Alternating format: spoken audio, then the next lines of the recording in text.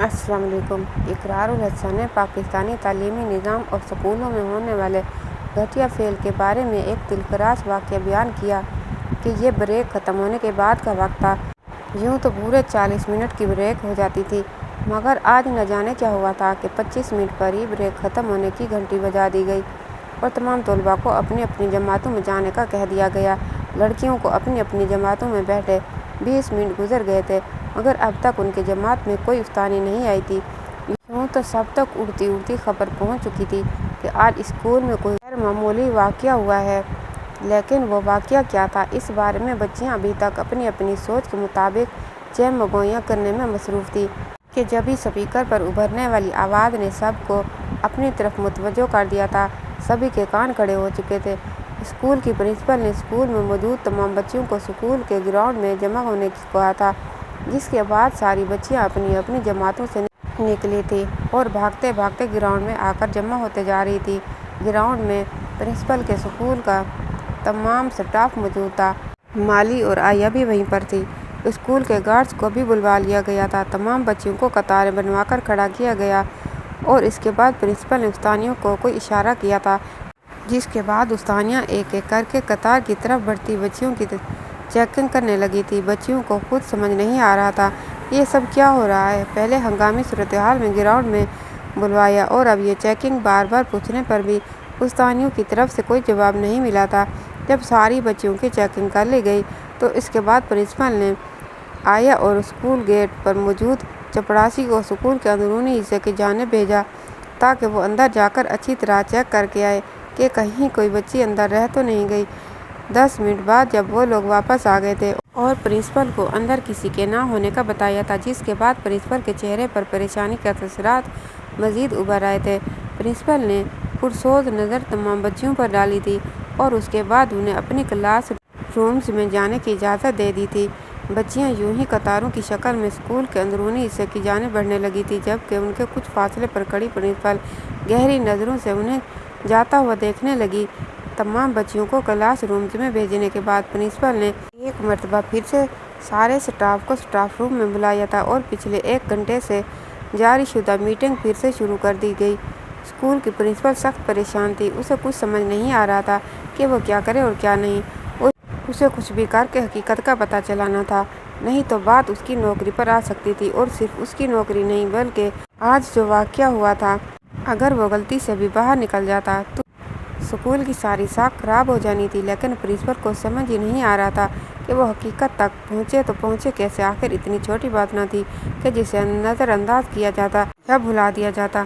کوئی ادارہ بھلا کیسے بھی یہ بات برداشت کر سکتا تھا کہ اس کے ادارے کے اندر کوئی غلط کام ہو رہا ہو، اور کام بھی ایسا جس پر یقین کرنا بھی مشکل ہو۔ پرنسپل ایک مرتبہ پھر سے 1 گھنٹہ قبل ہونے والے واقعے پر نظر ثانی کرنے لگی۔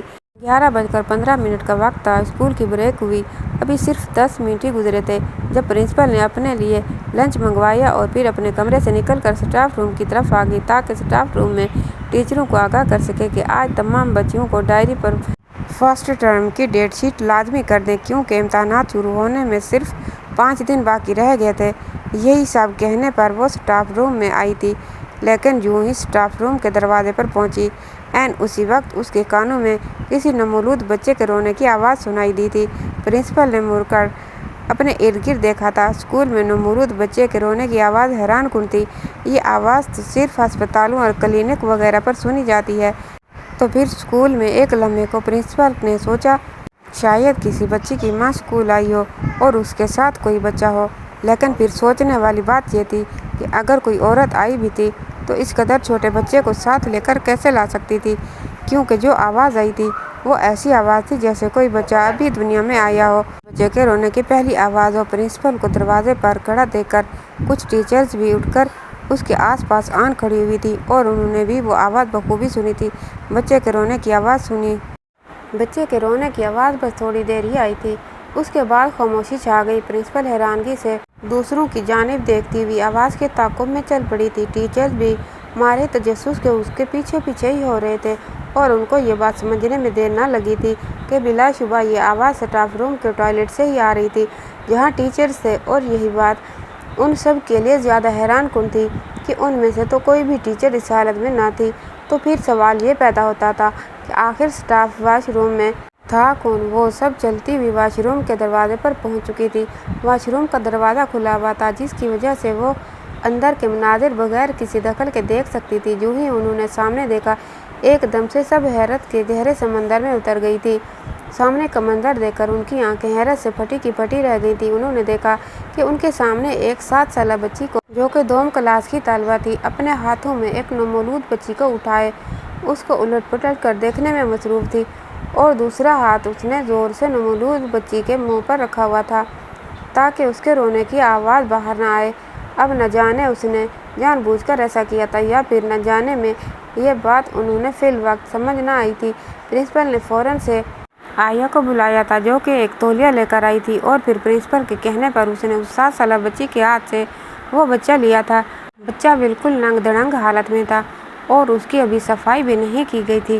اس کی پیدائش ہوئے وہ مشکل چند منٹ ہی گزرے تھے، لیکن وہ سب کے سب بے حد پریشان ہو چکی تھی، کیونکہ واش روم میں اس 7 سالہ بچی کے علاوہ اور کوئی نہ تھا۔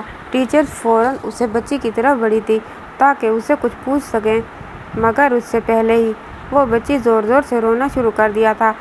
بچی کی پوری وردی خون سے بھری ہوئی تھی، شاید بچی کو اٹھانے کی وجہ سے اس کی ساری وردی خراب ہو گئی تھی۔ پرنسپل نے ٹیچر کو روکا اور خود بچی کی طرف گئی اور اسے پیار سے پچکارتے ہوئے بولی کہ آیا، آنٹی سے ہاتھ منہ دھلوا کر اسٹاف روم میں آ جاؤ، میں نے تمہارے لیے بہت ساری چاکلیٹ رکھی ہوئی ہیں۔ چاکلیٹ کا نام آتے ہی وہ بچی چپ ہو گئی تھی۔ دوسری آیا نے آ کر اس کے ہاتھ منہ دھلوائے، وردی صاف کی اور پھر اسے لیے اسٹاف روم میں آ گئی، جہاں پر پرنسپل اور باقی سبھی ٹیچرز اس کے آنے کا بے صبری سے انتظار کر رہی تھی۔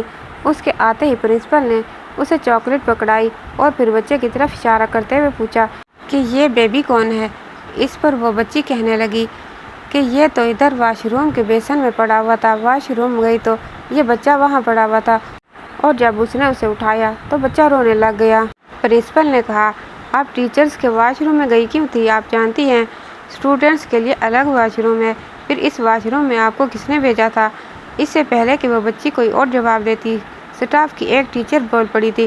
اس نے کہا، میڈم، اس بچی کا صبح سے پیٹ خراب تھا، وہ صبح سے کئی مرتبہ واش روم جا چکی تھی، لیکن بریک کے وقت جب وہ واش روم گئی تو دونوں واش رومز میں پہلے سے ہی کوئی تھا، اسی وجہ سے واپس میرے پاس یہ ایمرجنسی تھی تو میں نے اسٹاف روم واش روم استعمال کرنے کے لیے اجازت دے دی تھی۔ ٹیچر کی بات سننے کے بعد پرنسپل پھر سے بچی کی طرف نظر ملی تھی اور اس سے پوچھا، بیٹا، جب آپ واش روم آئی تھی تو اس وقت واش روم میں کوئی اور تھا یا آپ نے کسی کو دیکھا؟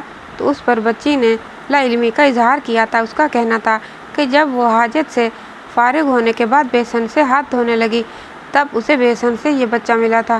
پرنسپل 10 منٹ تک اس بچی سے مختلف سوالات کرتی رہی تھی، لیکن اس بچی نے کچھ بھی نہ بتایا تھا، بلکہ اس طرح سوال پوچھے جانے پر وہ خوفزدہ ہو گئی تھی۔ پرنسپل نے اسے پیار سے دھمکی دی اور اسے کہا کہ وہ کلاس میں یا گھر میں سے کسی کو بھی اس بیبی کے بارے میں نہیں بتائے گی۔ اگر اس نے ایسا کیا تو اسے پنشمنٹ ملے گی، اور اگر وہ ایسا نہیں کرے گی تو اسے ڈھیر سارے اور بھی چاکلیٹ اور پاپڑ وغیرہ ملیں گے۔ پرنسپل جانتی تھی کہ بچوں کو کس طرح ہینڈل کرنا تھا۔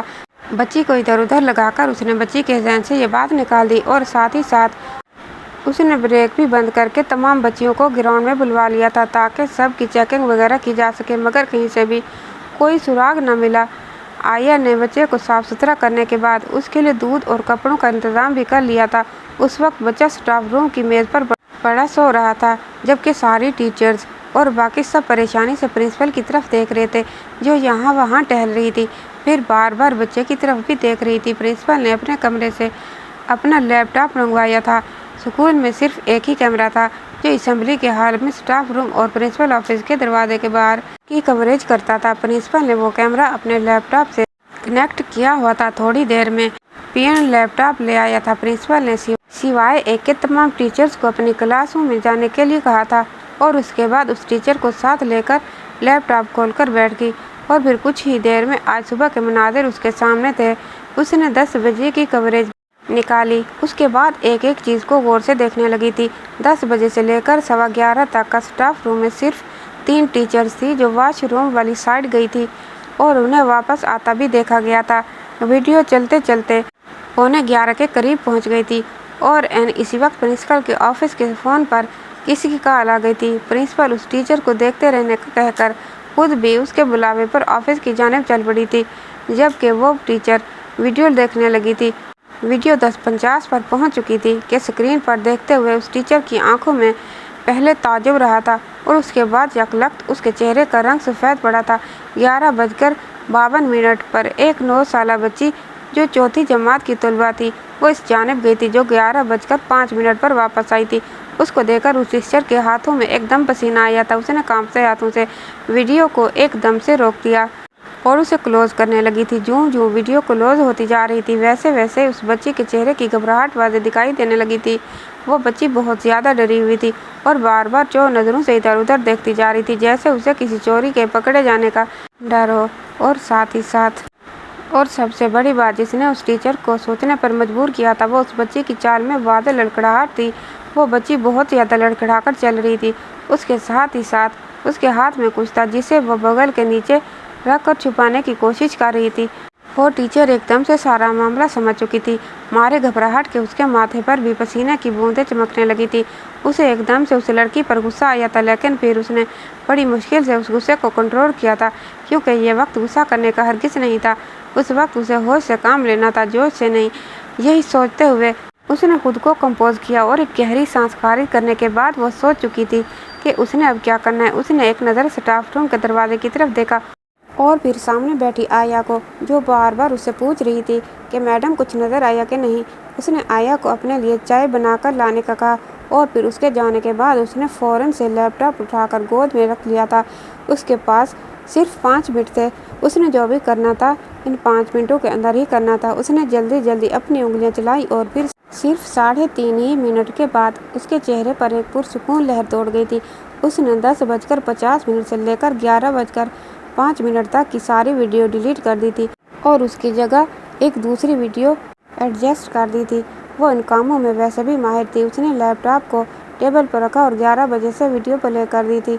इतने में प्रिंसिपल स्टाफ रूम में दाखिल हुई और आकर टीचर के पास खड़ी हुई। उससे इस्तफसार करने लगी, जिस पर उस टीचर ने नफ़ी में सर हिलाया था कि अब तक और कोई भी उस तरफ नहीं गया था। यह बात कहते हुए उसकी ज़बान हकलाहट का शिकार हुई थी, जिस पर प्रिंसिपल ने उसे गौर से देखा था, लेकिन वो माहिर थी। अगले ही पल खुद को संभाल लिया था। थोड़ी देर में आया चाय लेकर आई थी। चाय पीने के बाद उस टीचर की तबीयत अचानक ही ख़राब हो गई थी।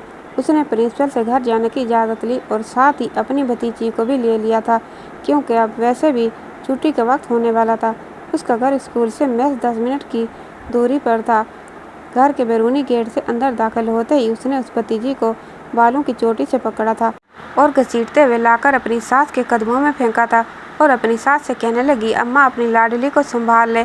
तुझे पहले भी कहा था कि इसे और किसी स्कूल में डाल, लेकिन तुझे इस मनूस को मेरे ही सर पर डालना था। आज तो मैंने इसे बचा लिया, लेकिन अगर इसकी यही करतूत रहे तो सारे ज़माने में थू थू करवाएगी। ये उसको बता देना कि अब इसे मैं स्कूल लेकर नहीं जाऊंगी। स्कूल तो क्या, मैं इसे अपने घर में भी नहीं रखूंगी, तो उसको भेज यहाँ से।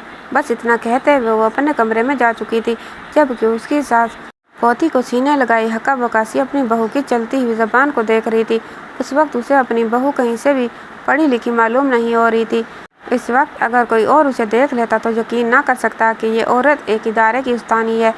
खैर, वो बहू पर 3 हर्फ भेजते हुए पोती की तरफ मुतवज्जो हुई थी, जिसका रंग जर्द पड़ा हुआ था और हाथ पांव ठंडे हो रहे थे। उसी वक्त उसे अपने हाथों पर कुछ गीला गीला महसूस हुआ था। उसने जैसे ही अपना पाँव सामने करके देखा था तो चकरा कर रह गई थी।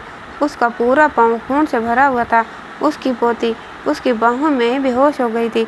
उसने जैसे ही पोती की हालत देखी तो उसे लेकर करीबी अस्पताल पहुंची थी, जहां उस बच्ची को फौरन इमरजेंसी में ले जाया गया था। वो जले पैर की बिल्ली की तरह इमरजेंसी के बाहर इधर उधर चक्कर काटती जा रही थी। उसे अपनी पोती के बारे में बहुत तशवीश हो रही थी। कुछ देर बाद डॉक्टर बाहर आई थी और फिर जो कुछ डॉक्टर ने बताया वो सुनकर उसे अपने कानों पर यकीन आ आया था, क्योंकि बात ही भी नाकाबिले यकीन एक 9 साला बच्ची के साथ भला ये कैसे हो सकता था। वो बिल्कुल डर गई थी। अब डॉक्टर जो कुछ कह रही थी वो गलत तो नहीं था। 2 घंटे अस्पताल में रखने के बाद उसकी पोती को घर भेज दिया गया था। उसको होश आया, लेकिन वो बिल्कुल चुप होकर रह गई थी, जैसे उसके लबों पर किसी ने कफन डाल दिया हो। लाख बुलाने पर भी वो न बोली थी। अगले 5 दिनों तक उसने अपनी पोती को स्कूल न भेजा था, लेकिन छठे रोज इम्तिहान की वजह से उसे रोक न पाई थी। वो खुद उसे स्कूल छोड़ आई थी। वो स्कूल प्रिंसिपल से भी मिलना चाहती थी ताकि उससे पूछताछ कर सके कि ये किस किस्म का स्कूल था, कि बच्चियों के साथ कितना कुछ हो जाता है और स्कूल में किसी को खबर ना होती थी। आखिर वो लोग इस कदर बेखबर थे, लेकिन उसकी मुलाकात प्रिंसिपल से ना हो पाई थी। दूसरी तरफ बच्ची जैसे ही अपनी क्लास में पहुंची, उसकी टीचर ने उसे फौरन उसे ऑफिस में जाने का कह दिया था। प्रिंसिपल के बुलावे का सुनकर वो बच्ची एकदम घबरा गई थी। उसके माथे पर पसीना चमकने लगा। वो इसी चीज़ से तो कतरा रही थी, इसलिए तो वो इतने दिन स्कूल भी नहीं आई थी।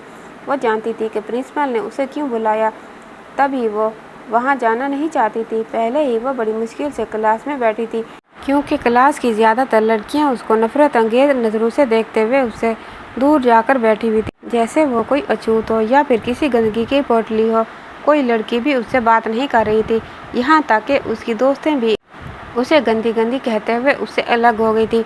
ऊपर से अपनी टीचर की चुभती हुई निगाहें उसे अंदर तक चीर रही थी। ऐसे में प्रिंसिपल के बुलावे को सुनकर वो और ज़्यादा परेशान हो गई थी और सर नीचे करके रोने लगी थी। तभी उसकी टीचर को गुस्सा करते हुए उसके पास पहुंची थी और उसको उठाकर ज़बरदस्ती अपनी प्रिंसिपल के ऑफिस ले गई थी।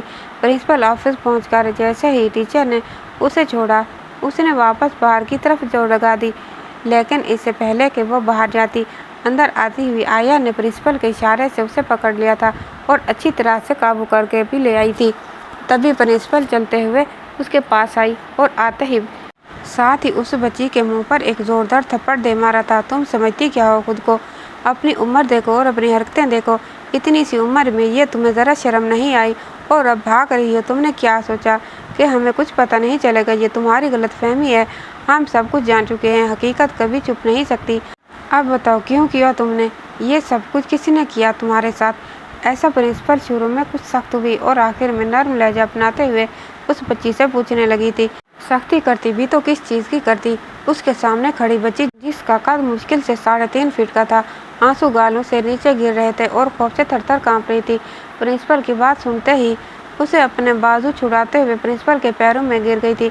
मैंने कुछ नहीं किया है मैडम, मेरा कोई कसूर नहीं है, मुझे कुछ नहीं पता। मैंने घर जाकर दादू को भी बताया था। दादू ने कहा था कि डरते नहीं हैं, ये निज़ाम कुदरत है। तुम परेशान हो, मैं सच कह रही हूँ मैडम, मेरा यकीन करें, मैंने कुछ नहीं किया। मैं गंदी नहीं हूँ। सब लड़कियाँ गंदी गंदी कह रही हैं मैडम, मैं गंदी नहीं हूँ। इतना कहते हुए वो बच्ची प्रिंसिपल के कदमों में बेहोश हो गई थी। उसकी ये हालत देखकर प्रिंसिपल ने फौरन उसे अस्पताल पहुँचा दिया था और फिर वहाँ उनको जो कुछ पता चला और उनके पैरों तले से ज़मीन निकालने के लिए काफ़ी था। प्रिंसिपल ने उसी वक्त स्कूल फ़ोन के लिस्ट बनाने का कह दिया था कि उस दिन जो भी जितने बजे भी स्कूल में मौजूद थे उन तमाम के नाम लिखे जाएं और कल हर हालत में उनको स्कूल में हाजिर किया जाए। प्रिंसिपल सख्त तैश में आ चुकी थी। उस बच्ची के ज़रूरी टेस्ट के बाद प्रिंसिपल उसे घर पहुंचा आई थी। अगली सुबह प्रिंसिपल की टेबल पर सारा रिकॉर्ड मौजूद था। पहले तो प्रिंसिपल ने इस बात की अच्छी तरह से यकीन दहानी की कि वह तमाम के तमाम लोग आज हाजिर थे। फिर चाहे वो गार्ड हो या क्लर्क हो या पीएन या फिर सफाई वाला, तमाम लोगों को स्कूल के मैदान में जमा कर लिया गया था। उसके थोड़ी ही देर बाद सिटी अस्पताल में फ़ोन किया और अगले आधे घंटे में स्कूल में अस्पताल की पूरी टीम पहुंच चुकी थी, जो सब लोगों के डीएनए टेस्ट करने के लिए आई हुई थी। क्योंकि उस दिन जब इस बच्ची को अस्पताल लेकर गई थी तो डॉक्टर ने उसे बताया था कि बच्ची किसी सदमे के ज़ेरे असर बेहोश हो गई है और सदमा यह था कि बच्ची को बालिग हो जाने के बारे में कोई इल्म न था। बच्ची के माँ बाप नहीं थे। दादी के साथ चचा और चची के घर में रहती थी। चची को तो शुरू ही से ही अच्छी नहीं लगती थी।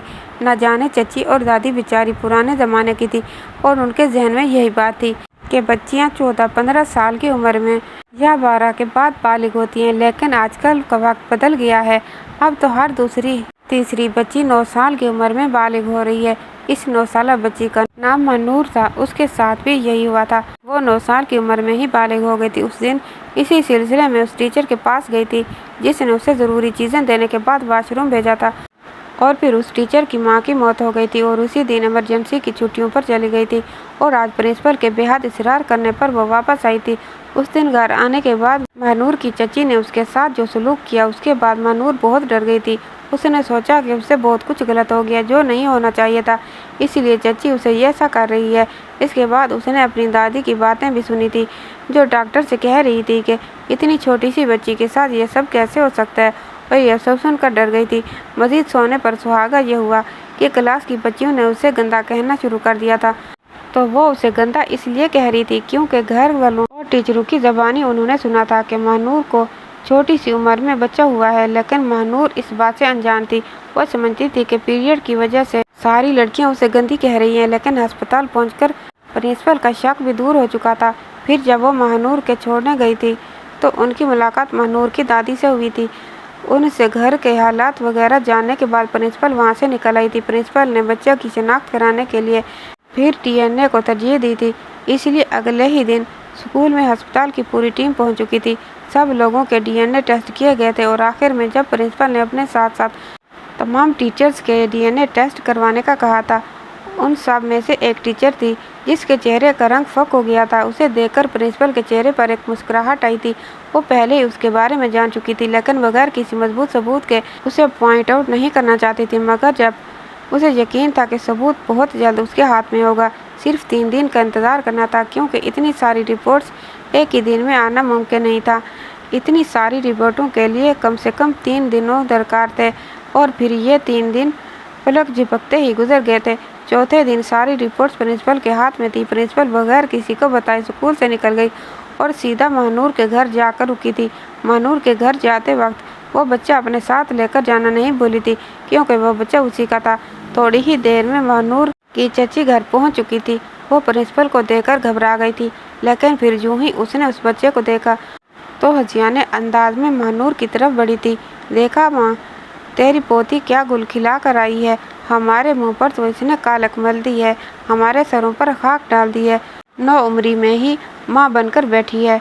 महानूर की चची दोनों हाथों से महानूर को पकड़कर झंझोड़ रही थी, इससे पहले कि वो महानूर को मजीद अपने तशद्दुद का निशाना बनाते। घर के दरवाजे पर महानूर के चचा अंदर दाखिल हुए थे, जिन्होंने आते ही साथ में महानूर की चची को पकड़कर महानूर से दूर धकेला था। प्रिंसिपल बच्चे को लेकर महानूर की दादी के पास गई और बच्चा उसकी गोद में रखने के बाद उससे कहने लगी, ये रही आपकी अमानत, ये बच्चा आपका ही पोता है और इस घर का वारिस है। और फिर वो महानूर की दादी को यूं ही हक्का बक्का छोड़े चलते हुए महानूर की चची के पास आई थी और उसे कहा था, मैं आपको एक काबिल उतानी समझती थी, मगर मैं गलत थी। जो औरत खुद से औलाद पैदा होते साथ ही अपनाने के बजाय मरने के लिए फेंक दे, वो किसी और को क्या सबक देगी। आप ना हकीकी माँ कहलाने के लायक हैं और ना ही रूहानी माँ के। आपने एक छोटी सी बच्ची की जात को निशाना बनाया खुद की जात बचाने के लिए, ये जाने बगैर कि इस बच्ची की ज़िंदगी पर क्या असर पड़ेगा। आप किसी को क्या सबक देंगी, क्या सिखाएंगी बच्चों को कि औलाद झंझट है, इस झंझट में पड़ना ही नहीं चाहिए। अफसोस कि मैं मज़ीद आप जैसी उस्तानी और औरत को अपने ददारे पर नहीं रख सकती। इतना कहते साथ ही प्रिंसिपल वहाँ से चली गई थी। महानूर चचा को पहले ही सारा सच बता चुकी थी। वो बच्चा कोई और नहीं बल्कि महानूर के चचा का ही था, जिसे उसकी चची ने पैदा होते ही साथ फेंक दिया था। यह कोई पहला बच्चा न था, आज से पहले 2-3 बार एबार्शन करवा चुकी थी। उसको बच्चे पसंद नहीं थे, यही वजह थी कि उसने अपने बच्चे पैदा होने ही ना दिए थे। महानूर के चचा ने उसी वक्त उस औरत को तलाक देकर घर से निकाल दिया था। वो औरत थी ही अपनी जात बचाने के लिए, उसने कई लोगों को मुसीबत में डाला था। उसकी वजह से स्कूल की अच्छी खासी साख खराब होते होते रह गई थी। ऊपर से इतने लोगों पर किए जाने वाले शक महानूर जैसी छोटी सी बच्ची पर बेबुनियाद इल्ज़ामात लगाकर उसकी ज़िंदगी को बर्बाद करने की कोशिश करना सरफहरिस्त है। ये सब माफ़ी के काबिल नहीं था और ना उन लोगों में इतना ज़र्फ था कि उस औरत को माफ़ करके दोबारा अपने पास रख सकते। कहानी कैसी लगी कमेंट बॉक्स में राय का इजहार कीजिएगा और वीडियो को लाइक और चैनल को सब्सक्राइब कर दीजिएगा।